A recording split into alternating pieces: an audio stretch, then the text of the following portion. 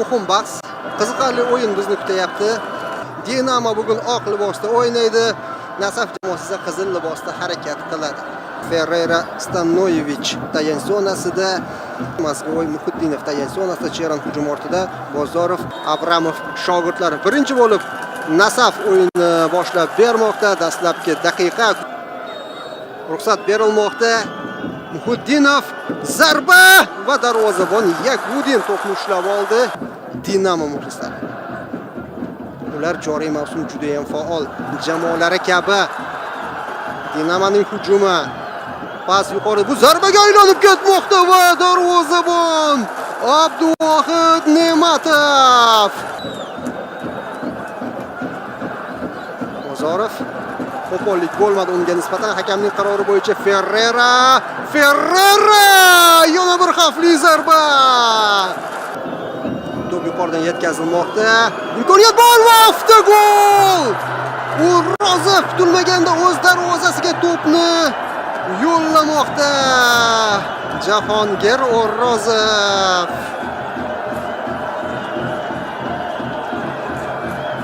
Nasaf 16-daqiqada hisobda oldinga chiqib oldi. Yuqoridan to'p yetkazildi. Yana bir zarba.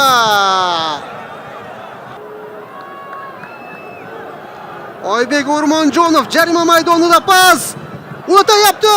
Zarba kerak. Abduvohid Ne'matov so'nggi pallada to'pni uzoqlashtirmoqda. Hujum davom etadi. Marko. Imkoniyat bor. Anvarjon Hojimirzayev uchrashuvda hisobni tenglashtirmoqda. 26-daqiqada hisob 1-1. Dinamo o'yinga qaytayapti. Bosim orqali, ketma-ket hujumlar orqali mana shu gol yuzaga keldi. Asosiy tarkib uchun kurashdi. Husayn Norjayevga imkoniyatni boy berib qo'ydi. Hebay va keyin So'g'diyona taklifini qabul qildi. Hozir esa Dinamo hujumda. Firdavs Abdurrahmonov o'tkir burchakdan aniq zarba yo'lladi. Aleksandr endi esa markaz bilan Oybek O'rmonjonov hujumda davom ettirish imkoniyati bor. Anvarjon Hojimirzayev yiqilayapti va sariq kartochka kimga? Zafar Murod Abdurrahmatovga. Penalti, qadrli do'stlar. 11 metrlik nuqtaga ishora qilmoqda hakam. Abduvohid to'pni qaytarishga harakat qiladi. Hakam ruxsat bermoqda. Stanoyevich zarba!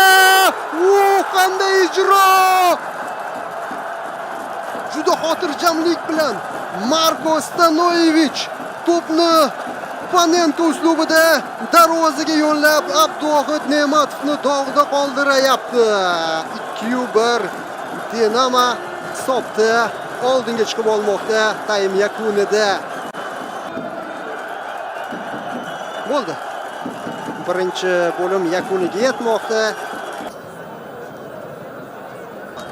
Bosh hakam Rustam Lutfulin ikkinchi bo'limni boshlashga ruxsat berdi.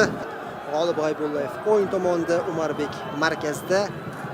Qanotdagilar juda yuqoriga ko'tarilishdi. Hozir Cheran zarba! Aniq edi zarba. Yakudin.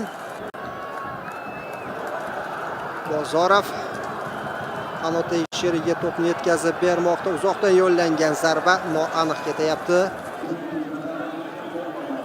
Markaziy himoyachini hozir Ro'ziqul Berdiyev hujumga tushirmoqda. Mana shu holatni ko'ryapmiz. Anvarjon Hojimirzaevdan zarba.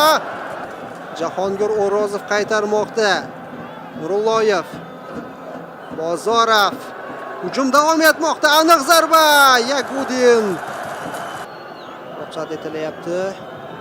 Yuqoridan pas. Imkoniyat bor. Zarba kerak. Mana zarba va gol! Akmal Mazgovoy uchrashuvda hisobni tenglashtirmoqda. 85-daqiqada Akmal o'zini ko'rsatyapti. Yetakchi Sanjar Qodirqulov chap qanotda to'pni qabul qilib oldi. Markazga Anvarjon Hojimirzayev. Hojimirzayev o'tib ketyapti. Zarba! Yana bir urinish.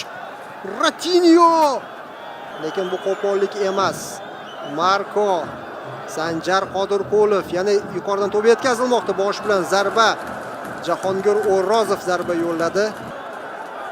hujumni davom ettirish mumkin. Nazorat Nasafda qolmoqda. Va Akmal Mazgovoy hozir bosh bilan zarba yo'llashga harakat qildi. Bo'ldi. Final uchtaga chalindi. Turning balkim mavsumning markaziy o'yinlaridan biri yakuniga yetmoqda.